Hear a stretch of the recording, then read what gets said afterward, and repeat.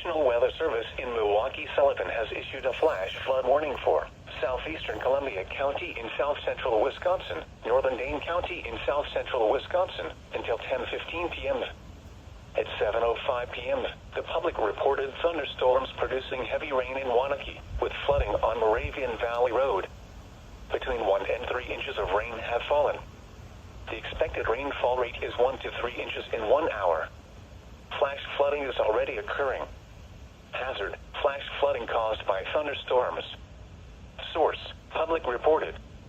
Impact: flash flooding of small creeks and streams, urban areas, highways, streets and underpasses, as well as other poor drainage and low-lying areas.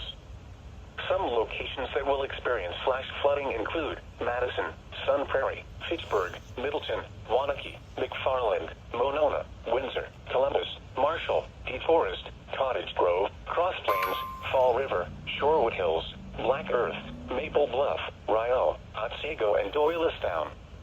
Turn around. Don't drown when encountering flooded roads.